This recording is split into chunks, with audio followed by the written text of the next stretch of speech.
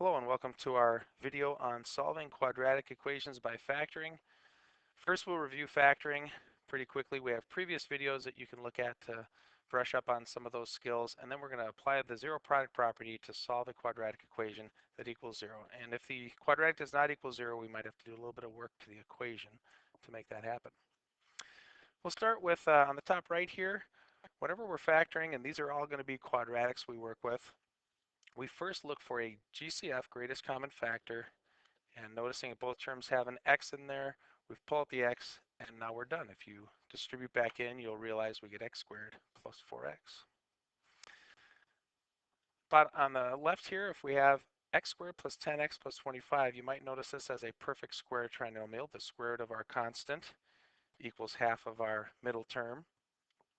To brush up though, if we do 1 times 25, find the factors of 25 that add up to 10, you might remember that when you get the factors for a quadratic when a equals 1, you can just jump right to the answer x plus 5, x plus 5. But I want to show you factor by grouping allows us to rewrite x squared plus 5x plus 5x plus 25. 5 plus 5 is 10. And now by grouping, we factor out an x, leaving x plus 5.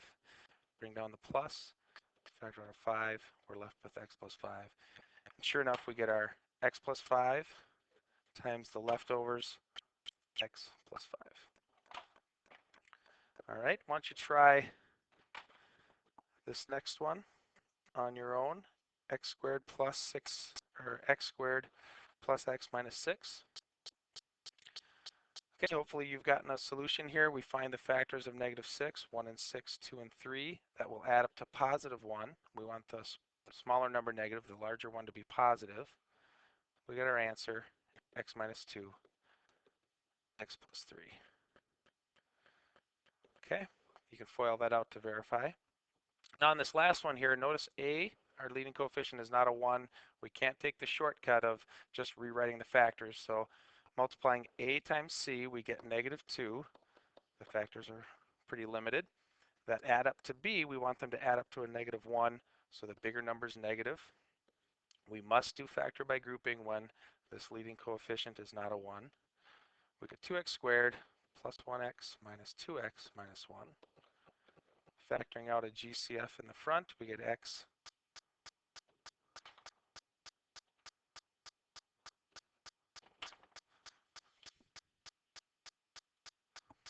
leaving 2x plus 1. Bring down the minus.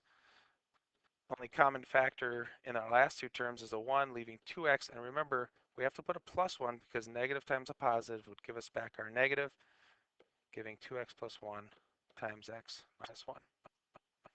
All right, the zero product property states that if the product of two or actually any amount of quantities equals 0, at least one of the quantities has to equal 0. So what we're saying is if x equals 0 or if x plus 4 equals 0, we get a true statement. We get a solved equation. Well, x equals 0 is pretty straightforward. When we subtract 4 from both sides, we also get x equals negative 4. So there are two solutions to this equation. Why don't you try this one on your own? Hit pause.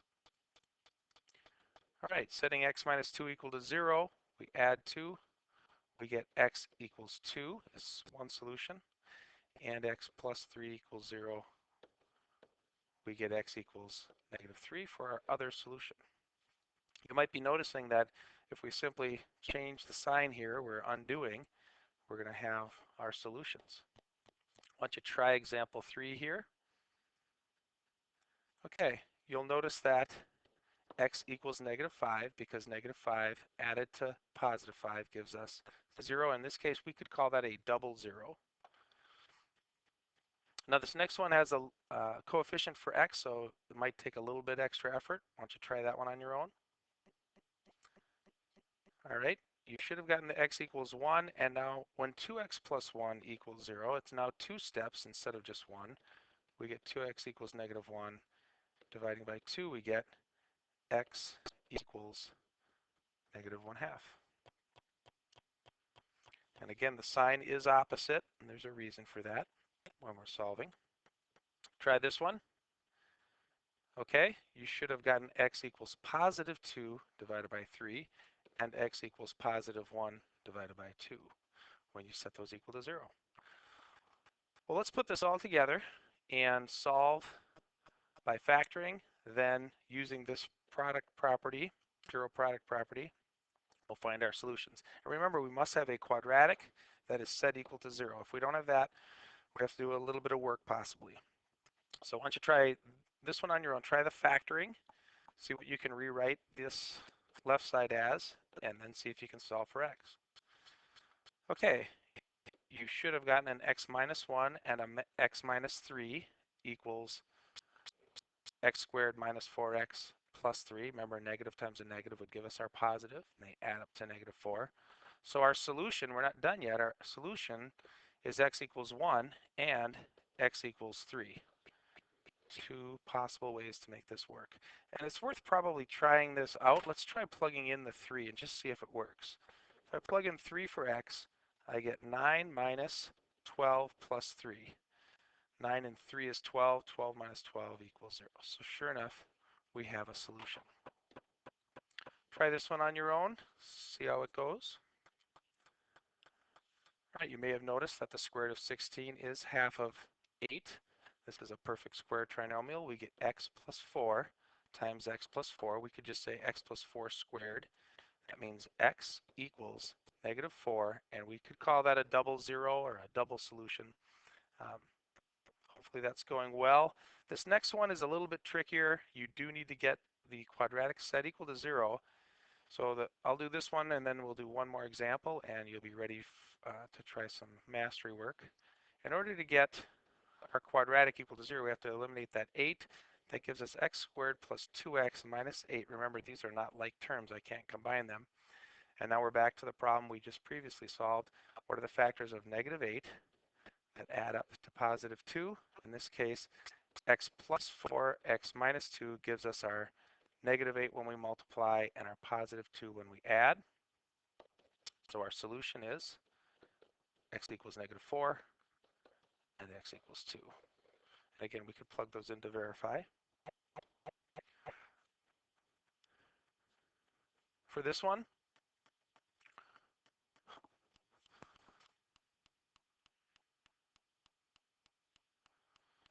we do have an equation equal to 0, so we're in good shape, but it's that factor by grouping type of problem. 3 times 1, the factors are 1 and 3.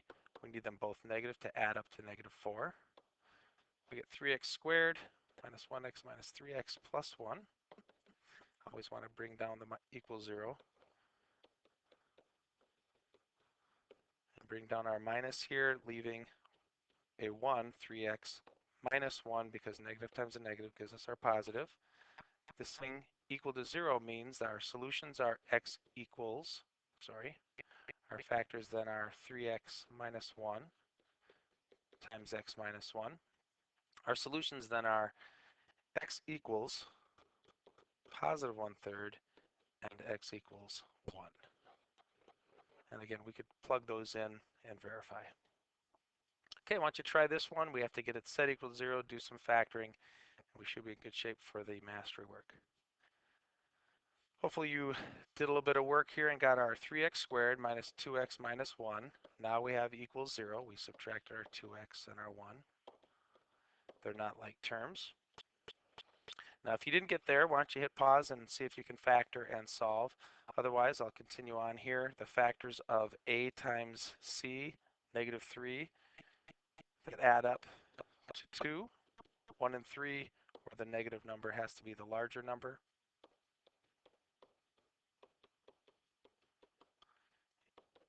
And factor by grouping gives us x times 3x plus 1.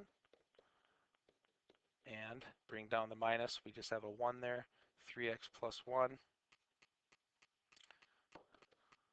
So we have 3x plus 1 equals x minus 1 equals 0. 3x plus 1 times x minus 1 equals 0 gives us x equals negative 1/3 and x equals 1. Okay.